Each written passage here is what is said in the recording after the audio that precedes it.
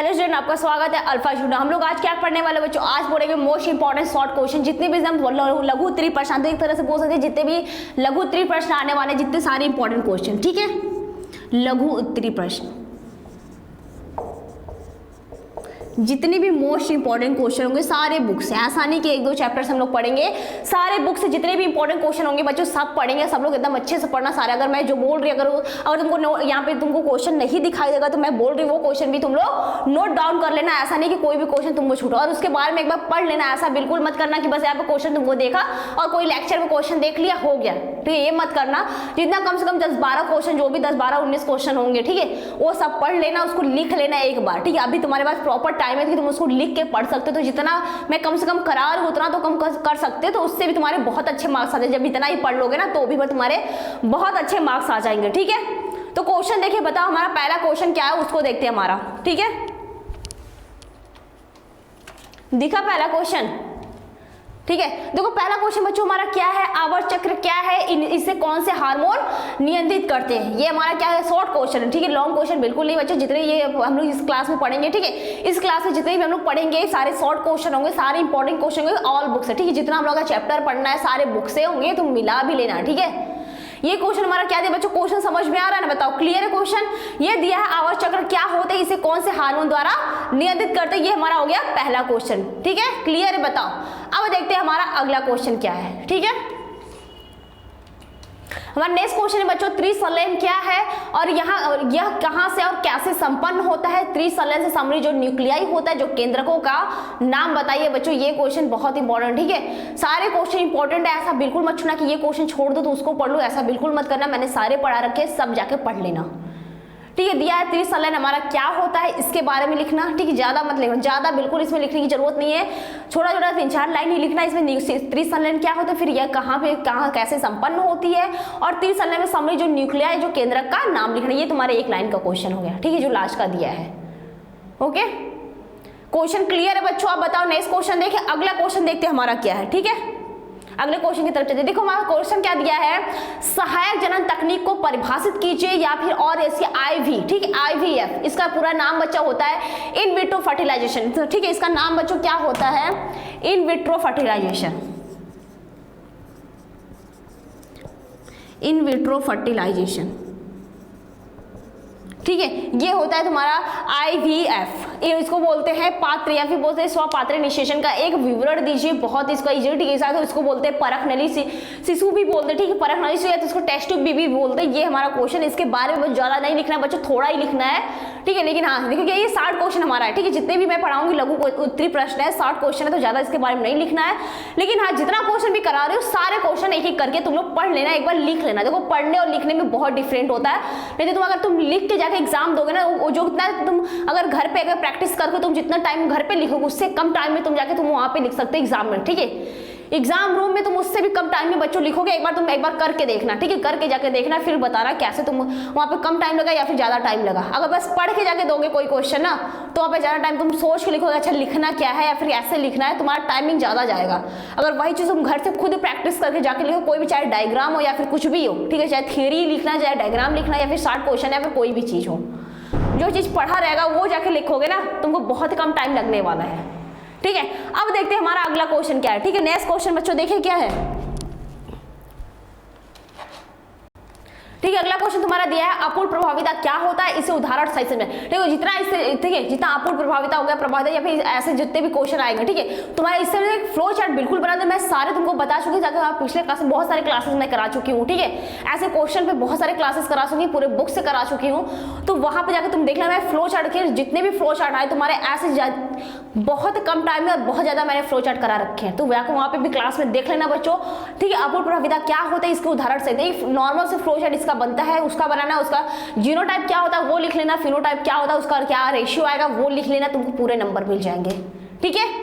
Clear है यहाँ तक, बताओ यहाँ तक बच्चों क्लियर है। अब देखते हैं हमारा नेक्स्ट क्वेश्चन क्या है, ठीक है। अगला क्वेश्चन देखते हैं हमारा क्या है, देखो दिया है वर्णांत क्या है बच्चों, ये तो मैंने इसमें कम से कम 3 या फिर 4 तुमको एग्जांपल बता रखे हैं, ठीक है, 3 या 4 एग्जांपल मैंने खुद बता रखे हैं। इसमें देखो वर्णांत क्या होता है इसको लिखना है। इसके बाद तुमको दिया है यदि एक वर्णांत पुरुष का विवाह क्या एक सामान्य स्त्री से होता है तो उस संपत्ति की जो पुत्र में जो प्रसामान्य दृष्टि का क्या अनुपात होगा, क्या इसका रेशियो होगा, ठीक है। ये भी मैंने बच्चों एग्जाम्पल, जो एग्जाम्पल मैं बता रही हूँ ना, जो एग्जाम्पल है मैं सारे एग्जाम्पल वहां पे मैं करा रखी, तो वहां पे जाके देख लेना, ठीक है। सारे एक एक एग्जाम्पल मैं इसमें कम से कम 3-4 एग्जाम्पल बता रखी हूँ, किस टाइप से आएंगे। अगर उतना कर लिया ना तो एग्जाम में इस पे कहीं से क्वेश्चन आएंगे, इस क्वेश्चन पे अगर कैसी भी तरीके से किसी भी टाइप का क्वेश्चन आएगा तुम कर सकते हो, ठीक है। बहुत क्लियर वहां पे समझा रखा है, बहुत इजी वे में, ठीक है। अब देखते हैं हमारा नेक्स्ट क्वेश्चन क्या है। अगला क्वेश्चन देखते हैं बच्चों क्या है, ठीक है। दिया है वाटसन तथा क्रिक द्वारा प्रसारित डीएनए के द्विकुंडली माला का स्वयं नामांकित सिर्फ नामांकित चित्र बनाना है। इसमें 2-3 वर्ड ले, मतलब 2-3 लाइन, इसमें मेन पॉइंट क्या होता है उसका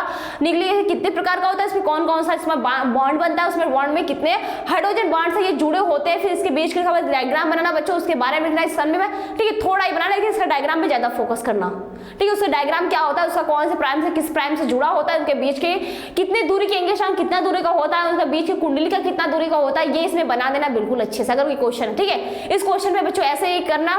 क्लियर है यहाँ तक कि वाटसन क्रिक, ये बहुत इंपॉर्टेंट क्वेश्चन है बच्चों, बहुत बार ये पूछ रखा है, ठीक है। बताओ यहाँ तक क्लियर है क्वेश्चन। अब देखते हैं हमारा अगला क्वेश्चन क्या है, ठीक है। नेक्स्ट क्वेश्चन बच्चों देखते हैं क्या है। दिया है अनुवांशिक कूट क्या है, इसकी कोई 4 विशेषता बताइए। अनुवांशिक कूट क्या है, इसकी कोई सिर्फ 4 विशेषता बताना, और अनुवांशिक कूट क्या है ये क्लियर क्वेश्चन बताओ। यहाँ तो बच्चों क्वेश्चन क्लियर है सबका, जो जो मैं क्वेश्चन बोल रही हूँ वो तो समझ में आ रहा है ना, क्वेश्चन नहीं दिख रहा है मैं बोल रही हूँ वो लिख लो, ठीक है। वो कॉपी में नोट डाउन कर लो, ये मत कहना कि नहीं मैम क्वेश्चन नहीं दिख रहा है या फिर ऐसा कुछ भी नहीं, क्वेश्चन वहाँ पे दिख रहा है, पूरे अच्छे से दिखना है, ठीक है। तो स्क्रीनशॉट भी ले सकते हो, कुछ भी ले सकते हो, लेकिन क्वेश्चन पूरा करके जाना, अच्छे से तैयार करके, अभी तुम्हारे पास टाइम है तैयार करने के लिए, ठीक है। अब देखते हैं बच्चों अगला क्वेश्चन क्या हमारा। देखो दिया है सक्रिय तथा निष्क्रिय प्रतिरक्षा में 4 महत्वपूर्ण विभेद, या तो कभी कभी ऐसे पूछ सकता है कि सक्रिय प्रतिरक्षा क्या होता है या तो निष्क्रिय प्रतिरक्षा क्या है, तो दोनों क्या है बहुत इंपॉर्टेंट है, मैं इसको भी बता चुकी, मैं ऐसा कोई क्वेश्चन नहीं है, ठीक है, तुम्हारे पूरे बुक से बता रही ऐसा कोई क्वेश्चन जो इंपॉर्टेंट क्वेश्चन मैं बताई नहीं, मेरे सारे क्लासेस तुम लोग देख सकते हो, वहां पे मैं सारे तुम्हारे इंपॉर्टेंट क्वेश्चन सब करा रखी हूँ, ठीक है। ऐसा तुम्हारा कोई क्वेश्चन ही नहीं छूटेगा जो इंपॉर्टेंट है तुमको मैं बताई नहीं हूँ, ठीक है। सारा क्वेश्चन है तुम्हारा सक्रिय तथा निष्क्रिय प्रतिरक्षा में 4 महत्वपूर्ण भेद बताइए, या फिर डिफरेंट भी बोल सकते हैं, इसमें क्या अंतर है ये भी है, तो तुम ऐसे भी लिख सकते हो सक्रिय प्रतिरक्षा क्या होती है या फिर निष्क्रिय प्रतिरक्षा क्या होती है, ऐसे भी यहाँ से क्वेश्चन पूछ रखा है।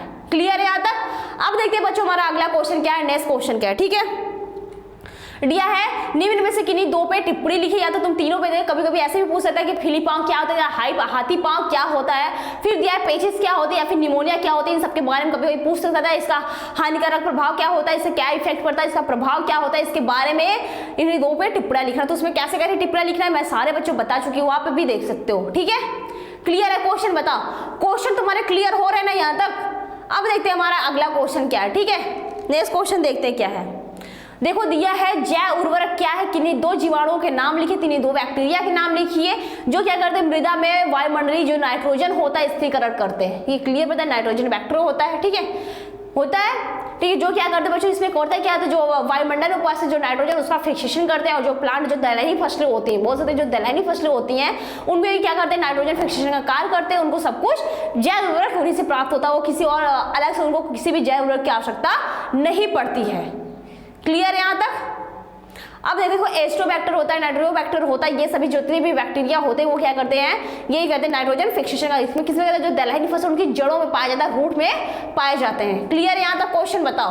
अब देखते हैं बच्चों अगला क्वेश्चन क्या है, ठीक है। नेक्स्ट क्वेश्चन देखिए, बताओ यहाँ तक के सारे क्वेश्चन क्लियर है अपना, क्लियर है यहाँ तक के क्वेश्चन ना। अब देखते हैं हमारा नेक्स्ट क्वेश्चन क्या है।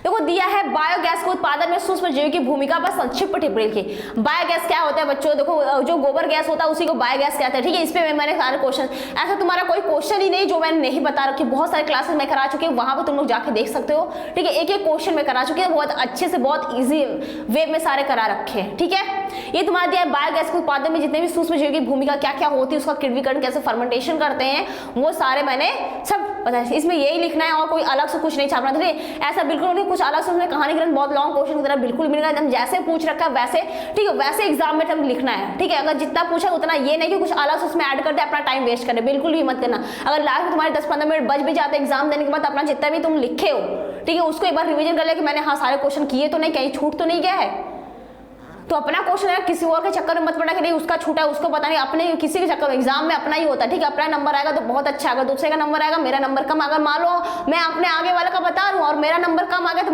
मुझे ही बुरा लगेगा, अच्छा मैंने उसको बताया उसका नंबर ज्यादा हो गया, है ना। देखो होता क्या, हम लोग अपने आगे वाले को बताते रहते हैं ना, तो उसमें क्या होता है एग्जामिनर सोचेगा अच्छा उसके में से चीटिंग किया है, उसमें से ये लिखा है, तो उसका नंबर ज्यादा जाएगा, मेरा जो पीछे बैठा है उसका नंबर कम आ जाता है। तो अपने कॉपी पे ध्यान देना, अपनी कॉपी पे पढ़ना, अपने कॉपी पे फोकस करना, अपने क्वेश्चन पे, ठीक है, अपने क्वेश्चन पे फोकस करना, अपना आंसर लिखना कि अपना आंसर में क्या है, ये मत करना कटपीट करना, एग्जाम में बिल्कुल मत करना, ठीक है। जो एग्जाम में तुम पहले क्वेश्चन जो है तुमको जो सबसे पहले आए बहुत अच्छे से बहुत क्लियर से आ रहा वही पहले, ये बिल्कुल मत सोचना कि नहीं मैं एकदम एक सीरियल वाइज लिखूंगी तभी लिखूंगा तभी मेरा अच्छे से मार्क्स आएगा, बिल्कुल नहीं। जो पहले क्वेश्चन आ रहा है उसी को उठाओ, उसी को लिखो अच्छे से, ठीक है। अब देखते हैं हमारा नेक्स्ट क्वेश्चन क्या है, ठीक है। अगला क्वेश्चन देखते हैं बच्चों क्या है, दिया है, ठीक है। तुम्हारा क्वेश्चन तुम्हारा दे रखा है कि निम्नलिखित पे क्या है, टिप्पणी लिखिए। ये क्वेश्चन देखो बहुत सारा, इसमें एक एक पॉइंट दे रखा है, निम्नलिखित टिप्पणी लिखिए। ये तुम्हारा प्रकृति, ठीक है, प्रकृति ने कहा उद्भव क्या होता है, बायो रिएक्टर क्या होता है, अनुप्रवाह संधान क्या होता है, पीसीआर क्या होता है, प्रतिबंधन एंजाइम क्या होता है, फिर पुनर्योगी डीएनए क्या होता है, डीएनए पॉलीमरेज क्या होता है, ठीक है। एक लास्ट का तुम्हारा देखते रखा है, ठीक है। एक मिनट बच्चों देखते हैं लास्ट का तुम्हारा क्या रखा है, ठीक है।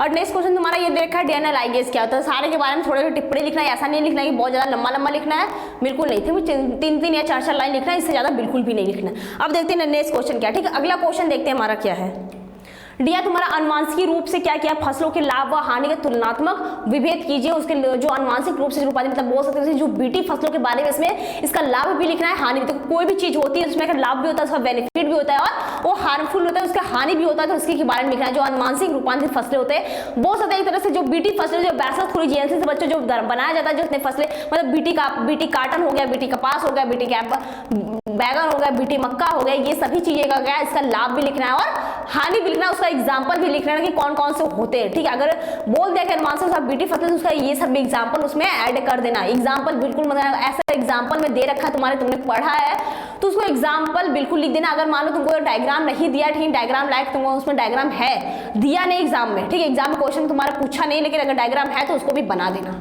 ठीक है। अब देखते हैं हमारा अगला क्वेश्चन क्या है, ठीक है। नेक्स्ट क्वेश्चन बच्चों देखते क्या है, ये तुम्हारा बीटी जीव क्या, जो बीटी जीव विष क्या है या जीव क्या है, बैसिलस को क्यों नहीं मारता है, ठीक है, क्योंकि उसमें बच्चों क्या होता है बैसिलस थ्रोजेंसिस ही यूज होता है, तो इसलिए वो बैसिलस को नहीं मारता। इसमें ऐसे तुम्हारा ये क्वेश्चन हो गया, तुम्हारे बीटी फसल पे भी क्वेश्चन बहुत पूछ रखे हैं, ठीक है। अब देखते हैं हमारा अगला क्वेश्चन क्या है, ठीक है। देवा दिया है बायोस्फीयर पे टिप्पणी लिखिए। इस पे बच्चों टिप्पणी लिखना है, एक शॉर्ट तुम्हारा शॉर्ट आंसर लिखना है और कुछ नहीं लिखना है, ठीक है। बायोस्फीयर क्या होता है, इस पे एक डायग्राम भी है, उस भी बना लेना, ठीक है। वो भी मैंने बनाया था, तुमको डायग्राम जो मैंने एक तुम्हारे क्लास में तुम्हारे सिर्फ डायग्राम का मैंने तुमको बनाया क्लास, तो वहां पे जाकर तुम देख लेना सिर्फ डायग्राम का। क्लियर है यहाँ तक। अब देखते हैं हमारा अगला क्वेश्चन क्या है, ठीक है। नेक्स्ट तुम्हारा निम्नलिखित शब्दों को परिभाषित कीजिए तथा प्रत्येक का एक एक उदाहरण दीजिए। तुम्हारा इसमें दिया है परिजीविता क्या है या फिर सहुकारिता क्या है, इन दोनों के बारे में बच्चों लिखना है कि इसमें क्या क्या होते हैं, इन दोनों को परिभाषित करना है, इसका एक एक उदाहरण भी लिखना है, ठीक है। एग्जाम्पल भी लिख देना बच्चों, ठीक है। मैं बार बार बोल रही हूँ कि अगर एग्जाम्पल नहीं पूछा लेकिन पूछा है तो ठीक है, नहीं पूछा अगर उसका एग्जाम्पल है तो वो भी लिखना। अगर डायग्राम नहीं पूछा लेकिन डायग्राम उसमें है छोटा बहुत एक रफली टाइप है, ठीक है, ज्यादा टाइम वेस्ट मत, 1-2 मिनट में अगर बन जाए तो बन जाए, ठीक है। एकदम रफली टाइप बनाना, उसका नेमिंग कर देना, डायग्राम बना के छोड़ना मत, उसका नेमिंग 1-2 नाम जरूर लिख देना। क्लियर है यहाँ तक। अब देखते हैं अगला क्वेश्चन क्या है, ठीक है। नेक्स्ट क्वेश्चन बच्चों देखते हैं क्या है हमारा, दिया जैव विविधता से आप क्या समझते हैं, इसको कैसे संरक्षित किया जा सकता है, ठीक है। इसका क्या होता है, जैव विविधता क्या होता है, इससे क्या समझते हैं, इसको कैसे हम लोग संरक्षित रख सकते हैं, इसके बारे में इस पे टिप्पणी लिखना है। अब देखते हैं हमारा नेक्स्ट क्वेश्चन क्या, अगला क्वेश्चन बच्चों देखते हैं हमारा क्या है, दिया अपरा की परिभाषा दीजिए, इसके 2 कारण लिखे। प्रश्नता क्या होता है, उसका क्या मेन कार्य होता है, इसके बारे में लिखना है। इसके बाद हमारा लास्ट क्वेश्चन है, ठीक है। डीएनए फिंगरप्रिंटिंग आप क्या समझते हैं, मानव जीवन में इसके उपयोग करती है। जो डीएनए फिंगर बहुत इंपॉर्टेंट है बच्चों, इसको पढ़ लेना, यहाँ से क्वेश्चन बहुत पूछता है, ठीक है। इसका मानव उपयोग में मैं इसको भी बता चुकी हूँ, बहुत डिटेल में मैं पढ़ा रखी हूँ, तो वहाँ पे जाके तुम लोग देख लेना, ठीक है। ये लास्ट क्वेश्चन यहाँ पे क्या करते हैं हम लोग क्लास भी स्टॉप करते हैं, लेकिन जितना मैंने क्वेश्चन बताया सभी बिल्कुल कर लेना, ठीक है, अच्छे से लिख के कर लेना, ओके।